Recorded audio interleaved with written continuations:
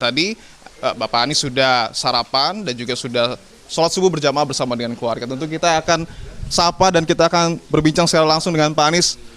Pak Anies, Assalamualaikum Pak. Gimana kabar, sehat Pak? Alhamdulillah. Ini kan kalau kita pantau cuaca sejuk. Di dalam rumah juga nampaknya sejuk habis sholat Pak.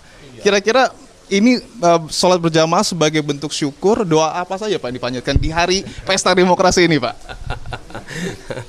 Iya.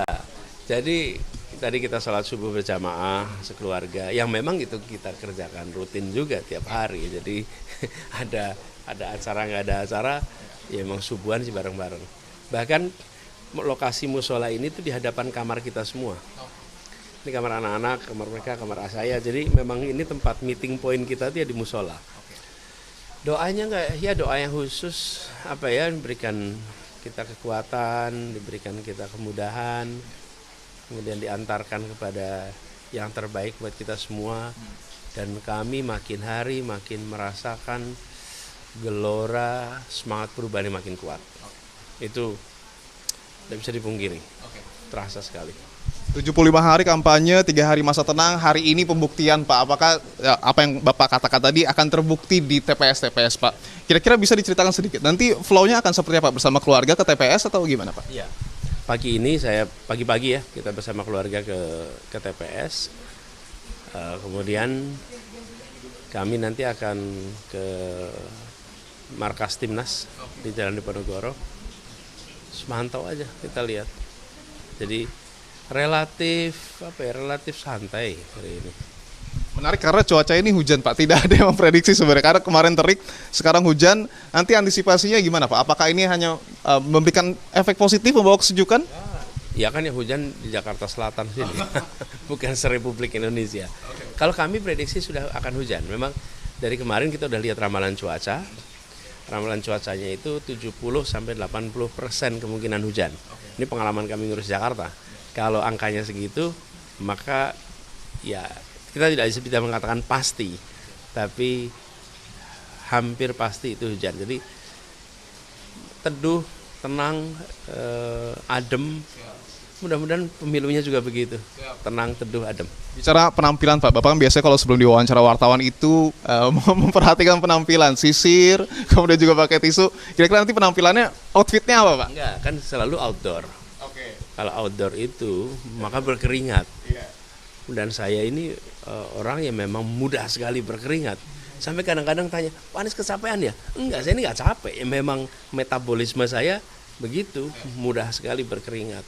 Karena itu saya selalu pakai tisu. Jadi teman-teman media udah hafal.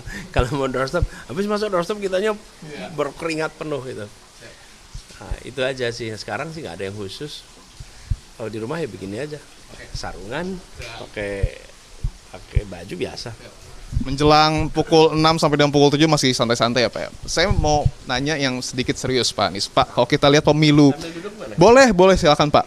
Kalau kita lihat pemilu 2024 ini kan cukup berbeda Pak. Ketika misalnya kita berbicara soal pemilu 2019, tekanannya itu ada di katakanlah dua paslon gitu. Saling menyerang itu adalah hal yang wajar. Tetapi kalau kita lihat saat ini, tekanannya juga kepada pihak penyelenggara. Bapak memaknai pemilu saat ini sebagai suatu hal yang penuh tantangan kah? Atau seperti apa Pak? Ya, kan rame dibicarakan, ada dirty vote kemarin keluar, kemudian ada juga seruan-seruan dari kampus, seruan dari mahasiswa, yang itu tidak bisa dipungkiri memang mencerminkan situasi yang ada di lapangan. Tapi saya kok yakin ya bahwa para penyelenggara itu yang jumlahnya juta, TPS-nya aja 800.000. Kalau di satu TPS itu ada 10 orang, berarti 8 juta nih yang terlibat. Saya yakin mereka bekerja dengan kejujuran, mereka bekerja dengan sepenuh hati, dan mereka tahu ini adalah suara rakyat Indonesia. Lalu saya pun beberapa kali mengatakan, termasuk di JIS kemarin, para pegawai pemerintah, para anggota TNI, anggota polisi, mereka itu juga orang tua.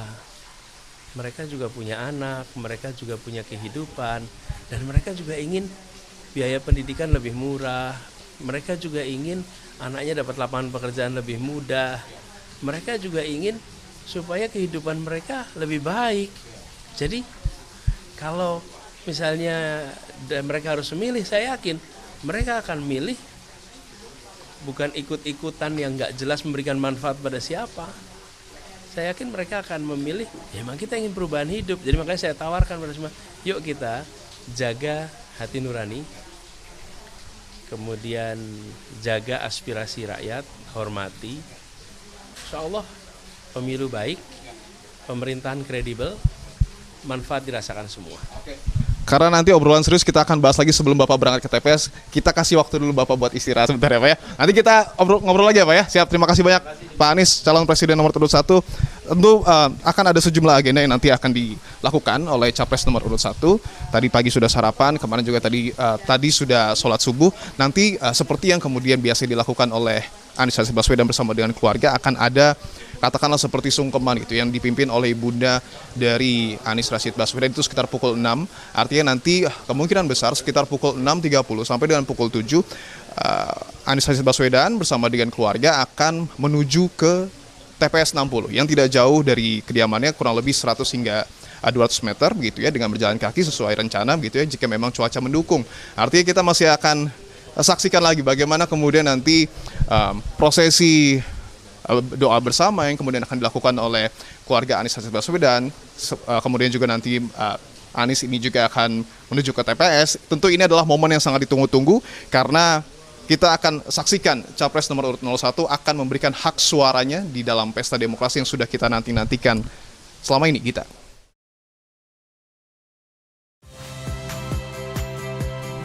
Saya Agin Fridianto. Saksikan terus program-program Kompas TV melalui siaran digital, pay TV, dan media streaming lain.